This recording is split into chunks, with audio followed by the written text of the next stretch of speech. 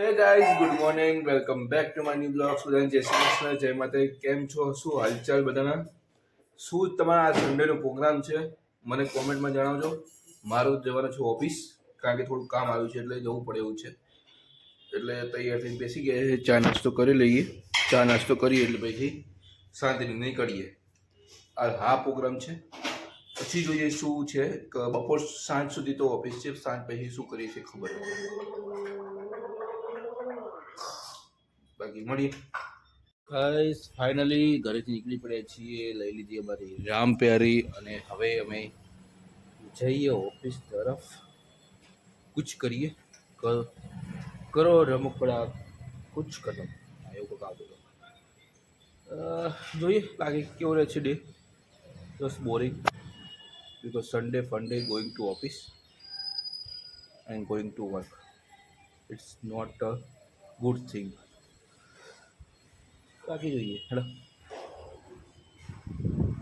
ઉપાડી અમારી રામ પ્યારી. તો ફાઇનલી ગાઈસ ઓફિસ પહોંચી ગયા. જય ઓમ કૃષ્ણ વાસુદેવાય હરે પરમાત્મને પ્રણત ક્લેશનાશાય ગોવિંદાય. ડેશ ચાલુ કરી દીધું, દર્શન કરી લીધા. હવે કામ ચાલુ કરીએ. કામ હતું એટલે જવું પડ્યું છે. So sad. Fine, it's okay. Let's work doing something.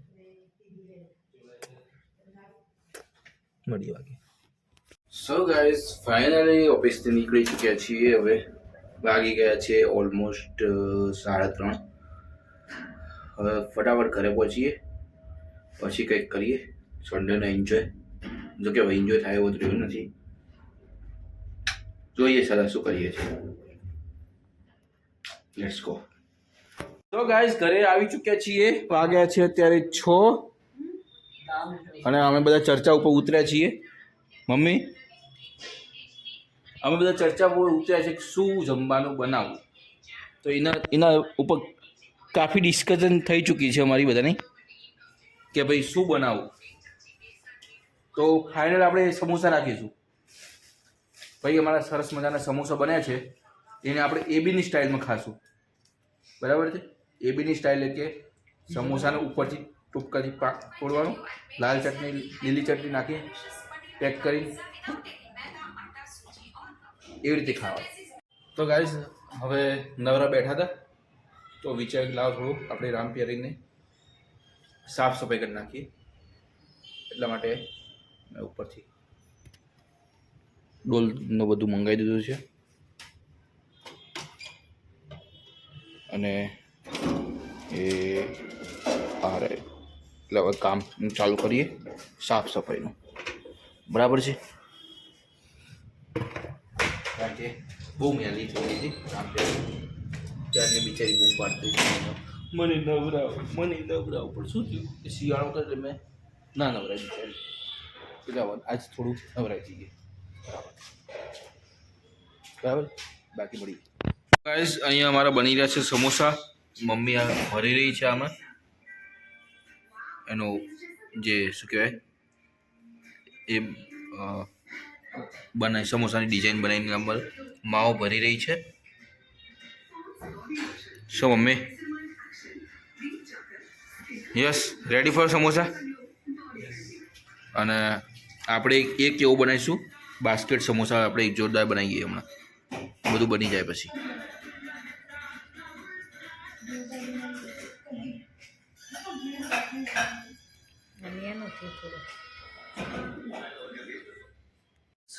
બનાવવા જઈ રહ્યા છીએ આપણે બાસ્કેટ સમોસા.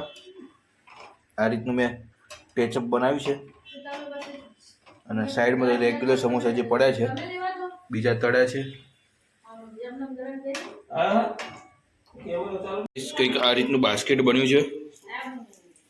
જો હજી આને અંદરથી ફ્રાય કરવાનું બાકી છે. એના માટે આમ તેલમાં ઊંધું મૂકીશું જેથી અંદર બી ફ્રાઈડ થઈ જાય. બાકી આ રેગ્યુલર સમોસા આપણે જો ફળ થઈને બની રહ્યા છે. શું બાબા કેવો લાગ્યું તમારો ટેસ્ટ આજે? જોરદાર. યસ તમને? હા મમ્મી હજી બનાવી રહી છે.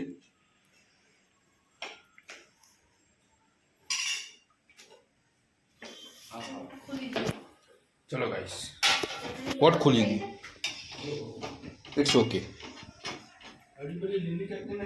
આપણું બાસ્કેટ રેડી છે વિથ આ મસાલા સાથે, મસાલા ચટણી અને સંચળ સાથે. આજે મેં બનાવ્યો કંઈક અલગ ટાઈપનો સમોસો.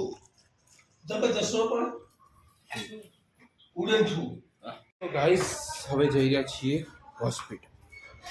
કેમ કે અમારા હિમાંશુભાઈના દાદા એટલે કે સોરી પપ્પા પડી ગયા છે, તો એમનો બોન ફ્રેક્ચર થયું છે, તો એમની ખબર કાઢવા માટે જઈ રહ્યો છું.